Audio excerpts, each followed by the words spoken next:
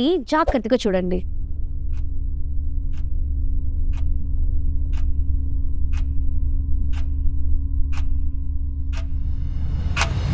ఎలా ఈ black and white images అన్ని రంగులమయంగా మారాదు.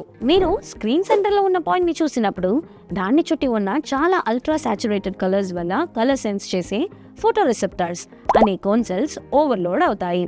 అప్పుడు కొన్ని సెకండ్స్ కి ఆ కోన్ సెల్స్ టెంపరవరీగా టైర్డ్ అయ్యే వల్ల సెన్సిటివిటీ కొంచెం తగ్గిపోతుంది. ఇప్పుడు సడన్ గా ఇమేజ్ ని బ్లాక్ అండ్ వైట్ కి మార్చితే ఆ ఎగ్జాక్ట్ మూమెంట్ లో కోన్ సెల్స్ ఇంకా టైర్డ్ గా ఉంటాయి. కోన్ సెల్స్ స్లోగా రికవర్ అవుతా ఉంటాయి. ఈ ఇంబ్యాలెన్స్ ని చూసి మీ బ్రెయిన్ కి పానిక్ వస్తుంది. ఆటోమేటిక్ గా మిస్సింగ్ ఇన్ఫర్మేషన్ ని ఫిల్ చేయడానికి ట్రై చేస్తుంది. ఆ ప్రాసెస్ లో బ్రెయిన్ కాంప్లిమెంటరీ కలర్స్ ని క్రియేట్ చేస్తుంది. యాక్చువల్లీ స్క్రీన్ లో కలర్స్ లేదు, కానీ మన బ్రెయిన్ వాటిని బ్యాలెన్స్ చేయాలి అని ట్రై చేస్తుంది.